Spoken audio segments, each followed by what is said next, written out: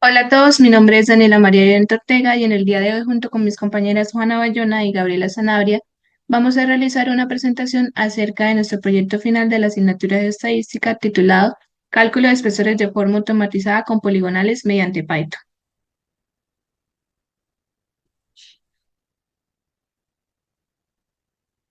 Para ello hemos organizado la presentación de acuerdo a la siguiente tabla de contenido, la cual contiene introducción, objetivos tanto generales como específicos, el marco teórico, la metodología, resultados, discusiones, conclusiones y referencias bibliográficas. Ok, iniciando con los objetivos, tenemos que pues nuestro objetivo general al realizar este proyecto fue desarrollar una herramienta automatizada utilizando Python para el cálculo de espesores mediante la aplicación del método de la poligonal. Para ello fue necesario implementar algoritmos en Python, lógicamente para automatizar el procesamiento de datos geológicos y topográficos necesarios para el cálculo de espesores utilizando el método de la poligonal, así como también mejorar la automatización implementando el gráfico representativo de los espesores y validar la precisión y eficiencia del método automatizado, comparando los resultados obtenidos tanto con el código como con métodos manuales tradicionales.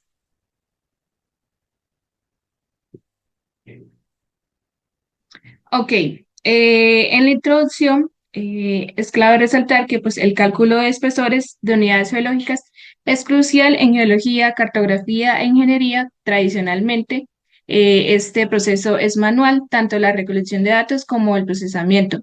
Por lo tanto, este es lento y propenso a errores, lo cual pues, puede afectar la eficiencia y precisión de los resultados.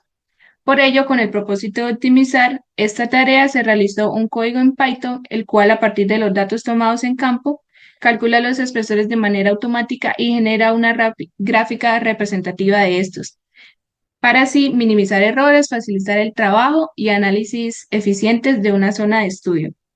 Acá es importante mencionar que anteriormente ya había un código destinado a esta tarea. Sin embargo, pues nosotros, si bien no nos basamos completamente en ese, sí utilizamos algunas funciones, o bueno, sí lo utilizamos para definir algunas expresiones matemáticas que mostraremos posteriormente. Ok, en cuanto al marco teórico, partimos de la idea de que pues indudablemente es necesario la toma de datos en campos como la longitud del tramo, la inclinación de la carretera, el azimut de la carretera, el posamiento de las capas y el azimut de las capas. Este cálculo manual de la poligonal en el cual nos basamos para hacer el código se basa en tres pasos. El primero es la corrección topográfica. Eh, este cateto que vemos acá es el tramo sobre el cual estamos haciendo la poligonal, es decir, la longitud de ese tramo. Este ángulo teta representa la inclinación de la vía, que pues es la que nos está generando el error topográfico, y lo que buscamos es calcular la hipotenusa, que pues sería la corrección topográfica. Entonces utilizamos la función coseno, de tal manera que la corrección topográfica es igual a la longitud del tramo en ese segmento de la poligonal por el coseno de la inclinación de la vía. Como segundo paso tenemos la corrección azimutal. En esta, una vez corregida la topografía, que sería este cateto de acá, utilizamos este ángulo beta, que es el valor absoluto de la resta del azimut de la carretera, menos el azimut de las capas, el azimut de usamiento de las capas, y lo que buscamos es hallar esta hipotenusa, que es la corrección azimutal. Entonces, nuevamente utilizamos la función coseno, que pues nos daría que la corrección azimutal es igual a la corrección topográfica por el coseno de este ángulo beta. Finalmente, ya una vez calculada la corrección topográfica y la corrección azimutal, podemos hacer el cálculo del espesor de las capas. Entonces, esta hipotenusa, como vimos anteriormente, es la corrección azimutal. Ahora, este ángulo alfa ya sería pues el buzamiento de las capas. Y pues lógicamente lo que buscamos encontrar es el espesor, que es el cateto opuesto. De tal manera que ahorita pues podemos usar la función seno. de tal manera que el espesor va a ser igual a la corrección azimutal por el seno del buzamiento de las capas. Ok, ya pues en la parte de la metodología, más específicamente en cuanto a las herramientas, se utilizaron desde librerías, expresiones matemáticas, hasta funciones. En cuanto a las librerías, tenemos las principales que son NumPy, Pandas y Matplotlib. NumPy fue la biblioteca de Python utilizada para el cálculo numérico que nos permitió trabajar con diferentes funciones trigonométricas y matemáticas. Pandas, en este caso, fue la librería que nos permitió exportar los data frames, o en este caso las tablas, que pues contenían los datos de campo. Matplotlib, que fue la biblioteca que se utilizó para hacer el gráfico representativo de los espesores. Por otra parte, tenemos las herramientas de expresiones matemáticas. Estas son principalmente AZ2Carto, que básicamente pues esto lo que hace es como convertir los datos de azimut de rumbo en ángulos euclidianos. En este mismo orden de ideas tenemos pi sobre 180, que pues básicamente lo que hace es convertir esos grados euclidianos a radianes. Y finalmente tenemos las funciones como caltic y values consum. Caltic fue específicamente la función que se utilizó para el cálculo de espesores, cuyas variables de entrada son L, la longitud de la vía, O, el ángulo de inclinación de la vía, C, el azimut de la carretera, D, el azimut de buzamiento de las capas y A, el azimut de las capas. Finalmente, values consum es una función de Python utilizada para realizar el cálculo de espesores acumulado. Ya pues pasando a la otra parte de la metodología, que es más que todo como un paso a paso, pues secuencialmente lo que se hizo fue lógicamente la toma de datos en campo, luego se digitalizaron esos datos y se guardaron en una tabla como un archivo CSV delimitado por comas UTF-8. Luego este archivo se subió al notebook de Google Colab, en el cual se tenía el código que pues se creó en Python utilizando pues las herramientas anteriormente mencionadas. Luego a este código lo que hicimos fue como hacer un porcentaje de error comparando pues los espesores calculados manualmente y los espesores calculados por el código. Y finalmente, pues realizamos el esquema representativo de los espesores, utilizando la librería Matplotlib. Ahora hablaremos sobre nuestros resultados, específicamente sobre el cálculo de espesores. En este punto ya tenemos nuestras librerías importadas. Ahora definiremos dos funciones que son ascarto y caltic, las cuales ya habíamos mencionado anteriormente. En cuanto a caltic, tenemos en primer lugar pues, las variables de entrada, después en un pequeño lugar donde especificamos un poquito de estas variables a nuestros usuarios para posteriormente convertir pues, estas variables a datos flotantes, esto para evitar errores o dañar el código en un futuro. Después de esto las convertimos con ascarto y pi sobre 180 para finalmente realizar pues nuestros cálculos aritméticos que nos van a arrojar pues E, que sería el espesor. Después de esto leemos nuestro CSV que está delimitado por punto y comas en el data frame pues que tenemos en pantalla. Después de esto se realiza el análisis exploratorio de datos. En un primer momento con punto .info, pues para darnos información sobre nuestro data frame. Este nos dice que tiene 6 filas, 8 columnas, que no tiene ningún dato nulo y que solo en dos columnas hay tipos de datos flotantes, que sería respectivamente el longitud vía y el espesor manual. Después utilizamos punto describe para tener un análisis, pero un poco más estadístico de los datos. En este vemos el count que nos dice que todas las columnas tienen 8 valores, después los respectivos promedios, la desviación estándar, el máximo y el mínimo que nos dicen el valor más grande y el valor más pequeño de cada columna. Después vemos el cuartil 1, la mediana y el cuartil 3. Seguido de esto, pues añadimos una columna más a nuestro data frame. Esto pues siendo calculado en su valor por fila con la función caltic. En este caso vemos que utilizamos lambda.row y axis igual a 1. Esto pues para decirle que lea sobre cada fila específicamente. Y entonces así pues asegurarnos que los datos sean leídos pues con mayor detenimiento. Después de esto agregamos otra columna a nuestro data frame, esta vez pues con la función values_sum, pues que como su nombre lo indica, pues es una suma acumulada pues de los espesores calculados anteriormente. Después de esto hacemos pues nuestro cálculo del porcentaje de error, pues para esto definimos la función porcentaje de error ingresándoles pues nuestras variables que serían el espesor manual y el espesor. Nuevamente damos pues una explicación breve pues de nuestro código, procedemos pues a los cálculos para pedirle que nos retorne el porcentaje de error. Este porcentaje de error se agrega como una nueva columna en nuestro data frame para así obtener pues nuestro data frame final pues con los datos leídos del CSV, el espesor acumulado y el porcentaje de error.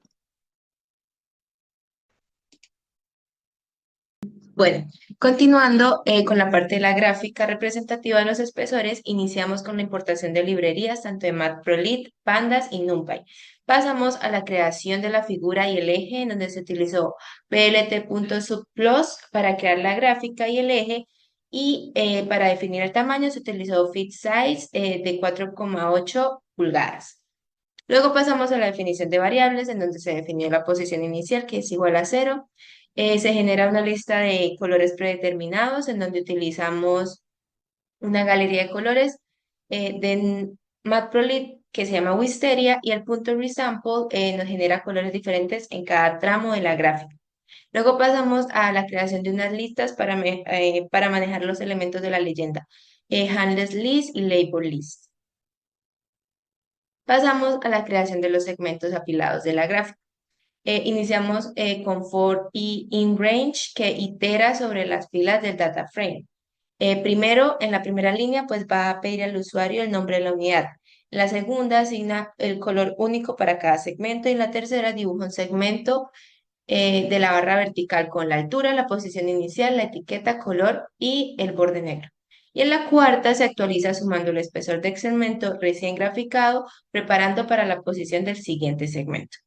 Continuamos con añadir el texto dentro de cada segmento.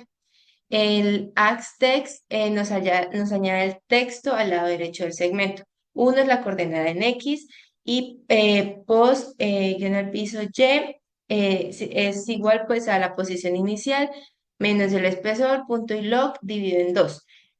La posición inicial pues representa la posición acumulada desde la base hasta la parte superior del segmento actual, y lo segundo es la mitad del espesor del segmento actual. Lo resto esta cantidad a esta posición inicial y posiciona el texto en el centro vertical del segmento. Y por último, label es pues pone el texto ingresado por el usuario. Bueno, continuamos con la creación de los segmentos apilados. Como lo mencioné en las listas anteriores, cuando se crea un segmento en la barra, se guarda en la lista handless list y una etiqueta se guarda en label list. Pasamos a invertir el orden de las listas, ya que queremos simular como una columna estratigráfica, es decir, que el primer nombre que se ingrese es de la primera unidad, es decir, vamos de base a tope. Y luego se personaliza la gráfica, elimina las marcas del eje X, agrega una etiqueta al eje Y y agrega un título a la gráfica, como podemos ver en esta parte del código. Bueno, pasamos a una leyenda personalizada con ax.legend, que crea pues nuestra leyenda con handles y labels, los elementos y las etiquetas de la leyenda, title, pues el título. Luego pasamos a la ubicación fuera de la gráfica y al anclaje en la esquina superior. Y por último, en el eje Y, en donde la primera línea tenemos que convertir los espesores a un arreglo de NumPy. En la segunda, calcula las posiciones acumuladas en cada segmento. En la tercera, colocar marcas en el eje Y en las posiciones acumuladas. Y cuarta, etiqueta estas marcas de valores en metros. Y ya, este es el resultado de las gráficas. Esto es un ejemplo, pues con los datos que utilizamos en este caso, grafica los deltas de una misma formación, en este caso tablazo. Pero pues quisimos hacer como un ejemplo utilizando los mismos espesores, pero a forma de pues representativa, como para ver otro uso, es de graficar los espesores de las formaciones. O sea, en este caso, bueno, Floresta, Jordán, Girón, pues a modo de ejemplo. Ahora hablaremos un poco sobre nuestras discusiones.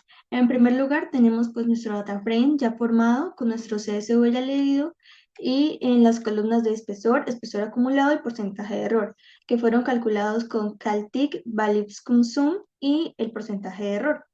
También tenemos en nuestra gráfica de espesores, en este caso con la formación tablazo. Además de esto, tenemos que pues este proyecto contribuye pues a la formación científica de los geólogos al facilitar pues el análisis y los procesamientos de los datos obtenidos en campo. Además, tiene pues un segundo aporte que es que puede calcular de forma gráfica pues espesores de formaciones completas que ya conozcamos. Otra parte de la discusión es la comparación con el código ya existente, en este caso de Goyes y Mantilla. Tenemos que las variables de entrada pues, del código de Goyes y Mantilla no son muy claras, son poco legibles y puede causar diversas confusiones. En comparación con nuestro código, pues realizamos operaciones similares, pero al fin y al cabo diferentes. Y pues algo que resalta es que nosotros no utilizamos el azimut de rumbo de las capas. Además de esto, pues cabe resaltar que nosotros utilizamos en datos de campos reales y ellos utilizaron pues datos en aleatorios. En cuanto pues a la lectura del CSV, vemos que pues se da normal y pues se recalca de nuevo que pues ellos tienen en la columna del azimut de rumbo de la capa, la cual nosotros no tenemos. Y pues nosotros tenemos el espesor manual, pues que fue calculado porque nosotros sí tenemos el porcentaje de error, cosa que pues ellos en este caso no tienen. Después de esto se hace em, el cálculo pues del espesor, vemos que este se realiza normalmente, la única diferencia es que nosotros pues como hemos dicho anteriormente utilizamos el lambda.row y el h es igual a 1. En cuanto pues al values consume para el espesor acumulado es exactamente igual. En otra diferencia pues que vemos son los porcentajes de error. En este caso pues ambos fueron alimentados con el mismo tipo de datos y tenemos que pues el porcentaje de error de nuestro código es bastante bajo a comparación pues del porcentaje de error que puede tener el código de Goyes y Mantilla, que dan pues valores superiores a 1 y otros muy cercanos a 1. Bueno, ya para finalizar, en las conclusiones, pues tenemos que la implementación de este algoritmo para procesar los datos, en este caso en nosotros campo uno de manera más automatizada, pues optimizó mucho más el tiempo y minimizó los errores que pues obtuvimos en los métodos manuales tradicionales, como mencionamos anteriormente. Además, al implementar el porcentaje de error, mostró resultados muy satisfactorios, ya que el porcentaje fue muy mínimo, evidenciando por la precisión que logramos con este algoritmo. Y ya por último, pues al elaborar la representación visual de los resultados mediante pues los gráficos representativos, que fue pues el gráfico de barras apiladas para mostrar los espesores, pues esto facilita mucho más la interpretación de los datos para los usuarios. Estas fueron las referencias que utilizamos y muchísimas gracias.